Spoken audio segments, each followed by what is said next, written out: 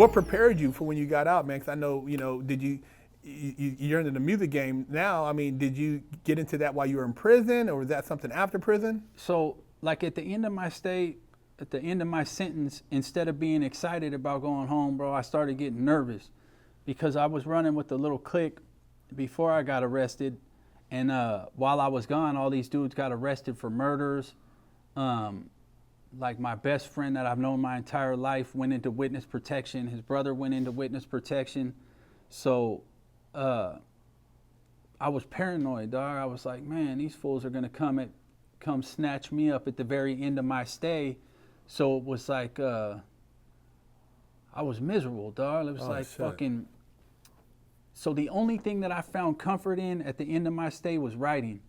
And I just wrote every day, dog. It was like, at that time, it was more like spoken word or something because I didn't think that I could rap on a beat. Mm-hmm. You know what I mean? So I was like, I'll just write and write and write and write and write.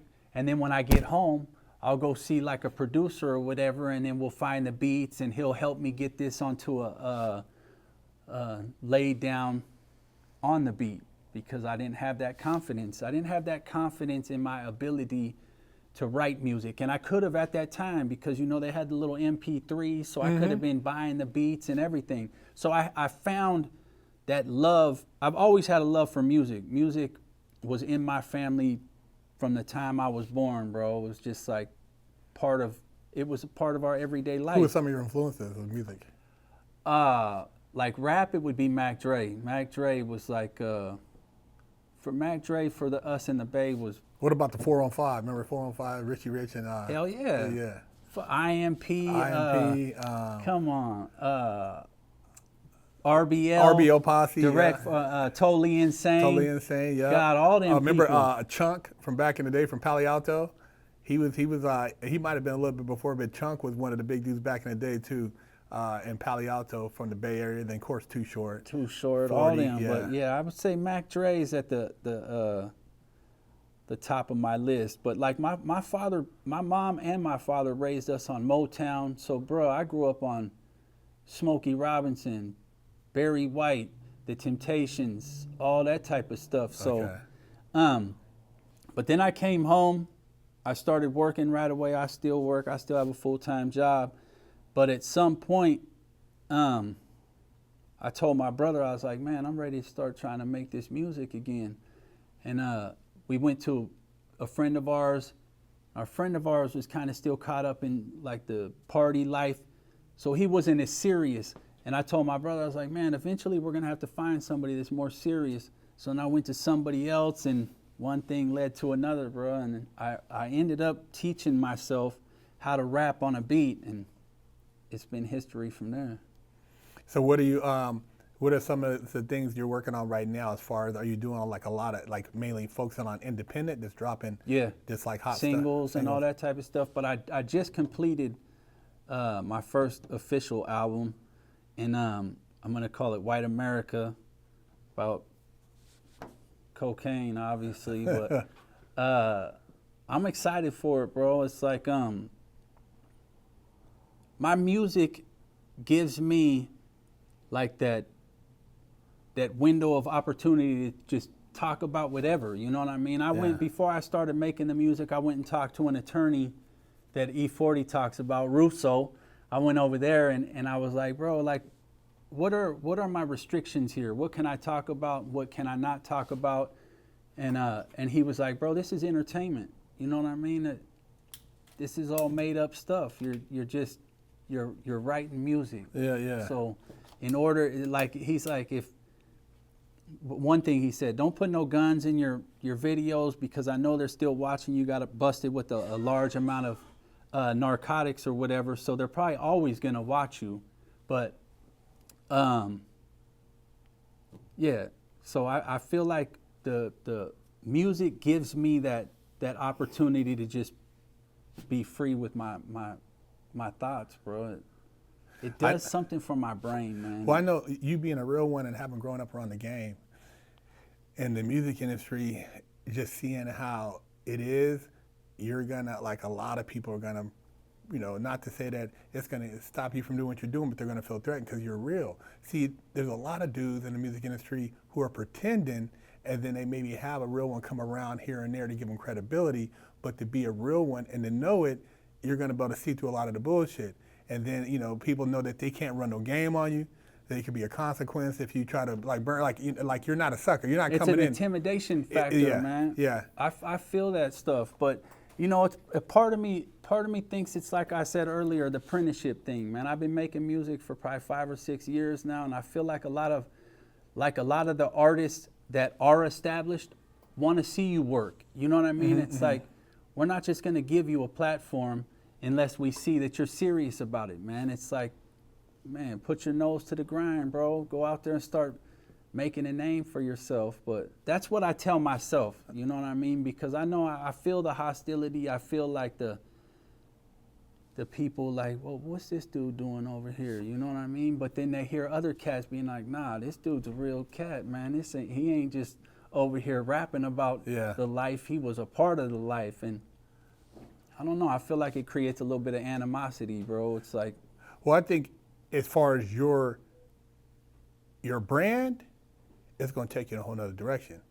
The only thing you got to really watch out for the fake ones trying to get in, or them trying to somehow to keep your circle tight. Because like I tell him, as we move up through the ranks, and even this other stuff we're working on is having the people who were there when you started that are there when you get to the top, kind of like knowing who you're around, because certain people come around and they're not real to the game, but these are like almost industry plants. And you've seen them even with guys who are squares. Kanye's had him in his camp. Look at the situation. They said the girl who was Jay-Z's manager, she snitched on a whole clique, and she's working for him. She was an informant. So when you got these people, you're like, damn, how are these people? Tekashi, had the dudes around him, and then told on, basically took down that whole group of blood, clique of bloods out there. So you just gotta I know like when I talk to people, and then it's like, okay, I keep certain things just among those I'm intimate with, and then know that a lot of these people, they're gonna try to oh yeah, Matty Boy, back in the day I did this, and you're like, yeah, right, bro. Yeah. You don't have to try to impress me. You don't have to talk about who you beating up or who you shot, all this stuff. It's like if you were real, you wouldn't even have to say that. You would know that it's an unspoken thing. Yeah. But some people try to impress you, Yeah, I've seen little bits of that shit too, and it's like everybody wants in, bro. It's like they'll sit there and watch you struggle. They'll probably talk bad about you your whole ride up. Oh man, this dude's too old to make music. He's this, that, and the other. And then once it starts taking off, everybody wants to start coming to your shows. They want to start, oh, let me get a ticket. Let me get this. It's like people are, and then they wait for somebody else to validate you. It's like, okay, oh, E40 just said he's a dope rapper. Now he's a dope rapper. It's like, come on, man. People are crazy, bro, and they watching other people elevate is intimidating for cats, man. It's a tough pill for people to swallow, man. Growth is it's a scary thing, man.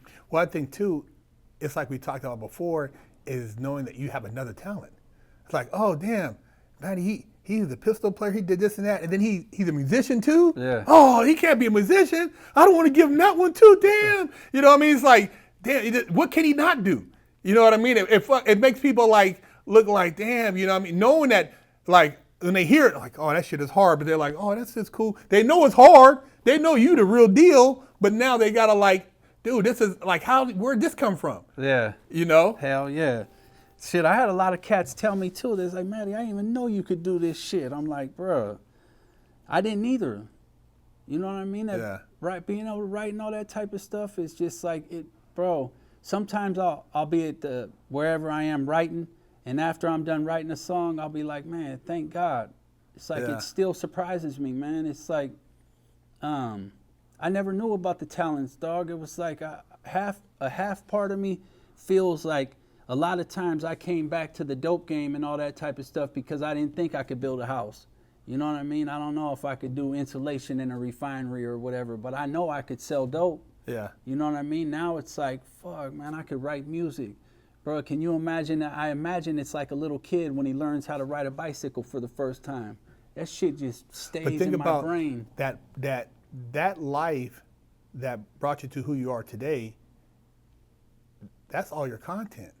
It is. See what I'm saying? Like, yeah. I couldn't talk about like, or make this, write about this show, do this, or if I hadn't lived that life. So it's not make-believe.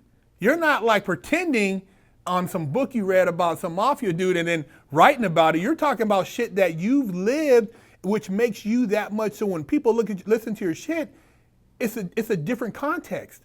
See what I'm saying? Yeah. So, because I think about it sometimes like, damn, why didn't I keep drawing when I was a kid? Well, why didn't I do this? Well, we all have a God-given talent. But sometimes that talent has to come through some type of whirlwind to come to another point, and then you express it, and it's like, they can't take that. See, they can't take how you grew up. People want to fantasize, oh, I grew up, oh, I'm a Sons of Anarchy fan. No, I live that life. Yeah. You know, this ain't no make-believe with me, bro. This ain't no, we're not talking about Opie, and I knew dudes like, that was my people. So it's like different, and they can't take that from you, bro. And so that's what you bring in, authenticity, realness, and something that you don't have to try to pretend. A lot of people pretend, bro. No, you don't have to jump into the character. Dog, that's one of my pet peeves about like the industry, dog. It's like I actually sit there and wonder, do people like jump into this character in front of the camera and all that, and then they go back to acting like a normal person, or it's just like something that they've latched onto and just hold on to it, and it becomes the facade that they're putting out there. A lot of people get to a point and then they bring other people around them to give them that status, so it makes them feel like, now I'm really one of those dudes. But if you grew up like that, you already know that you ain't, the dudes you walk with are those you walk with, but you don't need to bring nobody around to validate you. You are who you are. Yeah. You walk in the club, you be up, it's like, you recognize, you ain't in there like trying to be loud, you're just moving. You done already analyzed the whole situation. When you get down in the show, you already know. And these guys over here, you're like, oh, they ain't ready. You know what I mean? They don't even know who they dealing with. So you're at a whole nother level. And that right there is going to be with the shifting of the industry, with a lot of people being exposed for not being who they are, that's going to be your take. If you're real, bro, the real's going to shine. Yeah. It might take a little bit longer. It might seem like but your authenticity and the fact that you've lived it, people, a lot of these dudes, they get up there, then they're a rapper, then they get caught with a gun. Dude, you already made it. What are you doing? Why, you're an entertainer. Just be an entertainer. Be happy that you're a good fictional guy. You can write great fiction. Stephen King, you know what I mean? Whoever, you're a good fiction writer. You're writing from the heart, but if you're a good fiction writer, be a good fiction writer. Man, 6ix9ine is a prime example, bro. Good fiction writer. That dude is the epitome of what is meant by somebody being in an industry or whatever you want to call it, a gang life that doesn't belong. This dude jumped into the rap scene, act like he was the big gang member of the century, and within however long after he gets arrested, he's singing like a canary. That is the majority of the rap music, the rap industry. But for real, when you first seen him, dog, would you have been running around with a dude with the hair color talking about, come on, man, you know what I mean? But them songs he was putting out had me hyped, bro. That shit where he was down there in New York, had all them, come on, man. But that's what I mean. Look how they took that. Yes. And were able to market it. That tells you, yes. see what I'm saying? Yes. Put some real ones, because they have some real ones with them. Yeah, he did. Those are some hitters, and they got them with them, and then now, okay, we got him. Come to find out, his Sprinter vans and Suburbans were all recorded. You know what I mean? They're recording. Get so-and-so to be in the car with you and talk about this. Get them to go over here. Dude, he got gun charges on all. Dude, he got everybody caught up. The whole hood got rounded up for him. Fuck, I didn't know he did that shit, but dude, I knew his that manager, dude was his manager was tied in with somebody, and dude, when they were riding, there was all that shit was bugged. So I go pick you up and the homies up, and it's all bugged. So he took down a whole hood. Yeah, that's crazy, bro. That dude's. That's what I'm saying. You got to be careful, bro. I got a song called "Kill 6ix9ine."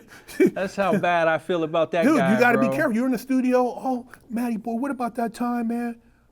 What about you? Like, damn, you asking a lot of questions. Think, are you a fan? Nigga, why are you worried about? Oh, but no, man. I remember you said what about you said your dad, blah blah blah blah blah, and this and that. And it's like, dude, who are you? So that's what I'm saying, like, there's people, and these people are like, you don't know who they are. Yeah. You know what I mean? Some of the questions, like, I know I'm not going to ask you shit, but like, if you're asking, why are you asking about that for? Dog, that's another thing that I've had to like try to navigate through this little music industry. It's like what you say, what you could. It's like trying to find the fine lines of what to talk about and what not to talk about. You know what I mean? It's like it's a juggling game, man. But I be trying to stay within the range, man, because I don't know, bro. It's like I still respect everybody that's still in the game and all the shit that they done. There's a lot of dudes in there that gave up their lives, bro, for what they thought was a purpose, man. You know what I mean? And I try to respect that, man. So. Well, I just know, like, you coming into the game with your background, your look, it's gonna set blaze. But a lot of dudes, because they, like I said, they haven't really. They're pretending. You know what I mean? And they want to be that, and then they, like my homies. But you have a path, and that's gonna open a lot of doors. But it's also gonna have a lot of people like, because they can't really compete. Your song, they're like, damn, that's how you compete with a dude who's really, you know what I mean? It's a totally different lane. Yeah. So that's one of the things that's in your favor. But it's also gonna have people like, well, damn, this guy. He's on fire right now, and how do we manage that? And then you're gonna have people who see that and like, well, dude, like, how can we put this dude under our umbrella? Like, we need a vehicle like this to bring our label up. Yeah. So when you do, you're gonna get these people and just read the paperwork. Yeah. Read the paperwork, the contracts and stuff like that, bro. Cause these, dude, what I mean? Dog. Read the contracts, the bro. The war stories. Bro, they scam, bro. Yeah, There's contracts. But Woo! I think like the benefits of coming from our lifestyle too, bro, is I feel like a lot of people are leery about trying to move like that around cats like us, because they're like, fuck, man, if I do some shady shit to some kid that didn't grow up crazy, what are the repercussions? Yeah. But if I do something shady to this guy, this motherfucker liable to come over here and want to do some real gangster shit. So, but I'm mindful of it, man. I got like, I don't know if you've heard of Cosmo. Cosmo's been Cosmo's been in the music industry forever, bro. Cosmo. And he's kind of like, man, Cosmo's a solid cat, man. Because like when I got into the music game, like when I was in the feds, bro, one thing that intrigued me about music is you would have everybody in one room from all different walks of life, grooving, partying, man. They're just like, the music did something for the soul, whatever. I don't know how to explain it, man. It made you feel like you're in a different place. So I thought when I came out here and jumped into the music business, that's how it was going to be. Like, people were going to be excited. Okay, we got some cat that's, whatever. But I didn't feel that. You know what I mean? It was like, man, people were standoffish, whatever. But Cosmo, Vidal, these dudes, like, music producers that just pulled me into the folds, bro. Like, I could call Cosmo and Vidal and ask them anything. Be like, what's up with this cat? How's this dude? Whatever, let me find out. And they'll call. So it's just like, I use these dudes to prevent like the little shady shit that goes on in the music industry as often as possible. I've been blessed, bro, and I feel like that's because they know the story. They appreciate the authenticity.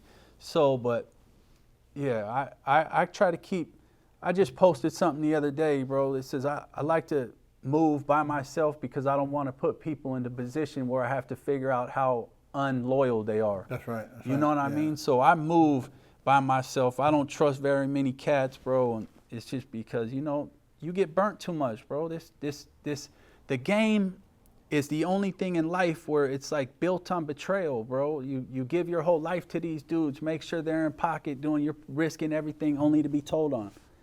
You know what I mean? It's a cutthroat game. As long as everybody's eating off you, it's all good. But like you said, when shit hit the fan, everybody starts thinking like, I didn't think, oh man, I got to think about my family. You weren't saying that when we was out getting this money, getting into work. Now you got to think about your family. I thought this was, and so things shift. So a lot of people don't understand that part of the game. So they don't. When they're out here and they're enjoying it and living this life. But like you said, it's a cold room. air conditioning's blazing, you're sitting there like this, and that dude's looking through the thing, and he keeps opening the door, and you're like, damn, you know what I mean? And these dudes is like used to a good life, and they coming down off them pills. Yeah. Yeah. Everything changes. Yeah. Everything or changes. They never knew the morals in the first place, bro. They Yeah. never knew the game. You know what I Yeah. mean? Like, yeah. How do you teach? How do you expect people to make morally correct decisions when they was never? That's it was right. it was never there was never the apprenticeship. That's right. That's You right. know what I that's right, mean? yeah. It was like, dude, this was Yeah. thrust into the street. There was, hey, when you get arrested, man, you tell them talk to your attorney. It's gonna help you out in the long run. You know, there's never none of that. So Yeah. they get them in there. Oh, your homeboy's next door telling on you. You want to save yourself, and your homeboy's Yeah. down there already in a cell, and they're just manipulating you. Yeah. Before you know it, this dude's telling everything. Yeah. So people just got to take whatever you get into. You got to take it serious, man. People don't become an elevator guy and just think that they could go build an elevator tomorrow. You know what I mean? That's right. They read. They have to go through the process, man. So, and it's the same thing with music, dog. Remember I said it earlier. I feel like I'm going through an apprenticeship. That's I feel right. like the big name artists are just like, man, let this dude put in his work. You know what I mean? And then we'll give him an opportunity. So how can people find you on social media, man? If they want to look you up, man, find your music. Matty Boy 417. Matty Boy 1417 on everything. It's just Matty Boy on YouTube. I'm on all the streaming under Matty Boy, Apple Music, Spotify, all of it. Matty Boy 1417. I put a lot of the 1417 after everything, but Okay. What does that represent? my mom's address when we was growing up was 417. Okay. So I don't know how much time we got, but when my mom passed away, bro, the number 417 kept popping up. It was like at the most random times, right? And I'd be like, man, I feel like my mom's here with me every time I see that. That's dope. And in one of the years the Niners went to the championship against the Giants, I call home and my brother's like, man, guess what section I'm sitting in? I was like, there's no fucking way, man. 417. So it's like my whole family trips on the 417 thing Okay. now. So I incorporate it into all my stuff. That's dope. That's dope, man. Well, shit, we look forward to having you on the show, man. Hopefully I can get down with you in one of those music videos in the future. Hell yeah. And man, that'd have be you big. back, man. But appreciate you sharing a story. And hopefully, you know, some people watching this will learn something from it, man. You can inspire some of these youngsters out here that need to maybe hear something from somebody different, man. Yeah, hell yeah. I appreciate the opportunity, man. I think y'all are doing good things out here, man. I respect the hustle. There you have it, Big Herc 916, Matty Boy. Hit that like, hit that subscribe. You know how we do it.